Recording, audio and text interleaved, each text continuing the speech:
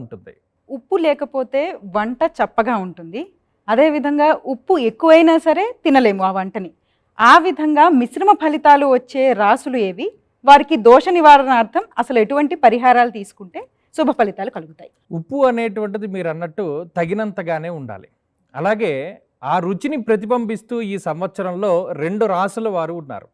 ఆ 2 రాసులకి అధిపతి కూడా ఒకరే అయి ఉన్నారు. అవే మేష వృశ్చిక రాశుల వారు. నిజానికి ఈ 2 రాసుల వారు గత సంవత్సరం చాలా ఇబ్బందులను ఎదుర్కొన్నటువంటి రాసుల్లో ప్రధానమైనటువంటి రాసులు. ఎందుకు? మేషరాశి వారికి ఏలినాటి శని దోషం ఉన్నది. వృశ్చిక రాశి వారికి గురుబలం లేదు. అర్ధాష్టమ రాహు యొక్క దోషం అధికంగా ఉన్నది. మరి ఈ సంవత్సరంలో ఈ 2 రాసుల వారికి కూడా ముఖ్యంగా మేషరాశి వారికి లాభ దశమ కేంద్రముల యందు రాహు యొక్క సంచారము యోగదాయకంగా ఉండబోతూ ఉన్నది. అలాగే గురుడు తృతీయ చతుర్థ పంచమ స్థానాల యందు సంచరించడం వల్ల అటు మేషరాశి వారికి సంవత్సరంలో కొంత భాగం గురుబలం కూడా దొరుకుతూ ఉన్నది. ఇక వృశ్చిక రాశి వారికి అష్టమ స్థానస్థిత గురుడు చాలా ఇబ్బందికరమైనటువంటి గ్రహంగా ఉన్నారు. గత సంవత్సరంలో చోరాగ్ని నృప భీతిశ్చ గాత్ర గాంభీర్య నాశన అన్నారు. అంటే ఉన్న గాంభీర్యాన్ని అంతటినీ కూడా గురుడు తీసివేస్తాడు. ఏదో ఒక అసంతృప్తి, ఏదో ఒక అలసట, ఏదో ఒక మానసిక ఇబ్బందితోటి వృశ్చిక రాశి వారు కాలాన్ని గడిపినటువంటి పరిస్థితి. మరి అదే ఇప్పుడు గురుడు భాగ్యస్థాన స్థిత సంచారము వల్ల అర్ధంచ స్వకులాచార గృహలాభస్సు భోజనం అన్నది శాస్త్రం. ఎక్కడైతే వీరు తలదించుకుని జీవనాన్ని సాగించినటువంటి పరిస్థితులు ఉన్నాయో అక్కడే వీళ్ళు మరలా గొప్ప ఉన్నతమైనటువంటి జీవనాన్ని గడపగలుగుతారు.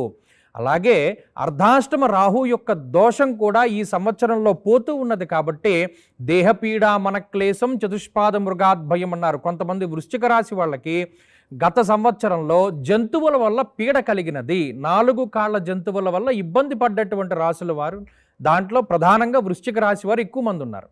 మరి ఈ సంవత్సరంలో రాహు యొక్క పీడ తగ్గిపోయినది కాబట్టి ఆ రాహు అనుకూలిస్తూ ఉన్నారు కాబట్టి రాహు సంబంధమైనటువంటి దోషాలు తొలగిపోయి, అంటే సర్పదోషాలు, కాలసర్పదోషాలు లేదా ఇంకో రకమైనటువంటి సర్పశాపాలు తొలగిపోయి ఏదైనా ఒక మంచి జరగడానికి అవకాశం ఉంటుంది. కాబట్టి ఇక్కడ గమనించండి, గ్రహస్థితి కూడా తగినంతగానే ఉపయోగపడుతూ ఉన్నది. మనం ఇంట్లో వేసుకునేటువంటి ఉప్పులాగానే తగినంతగా ఉపయోగపడుతూ ఉన్నది.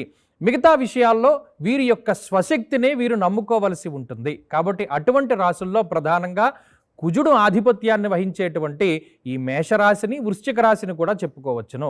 అలాగే వీరికి జాతకంలో ఉన్నటువంటి దశాంతర దశలు గనక యోగిస్తే ఈ సంవత్సరంలో గొప్ప ఉన్నతమైనటువంటి పదవులను కానీ, వృత్తి ఉద్యోగాల పరంగా ఉన్నతమైనటువంటి స్థితిని కానీ పొందడానికి అవకాశం ఉంటుంది.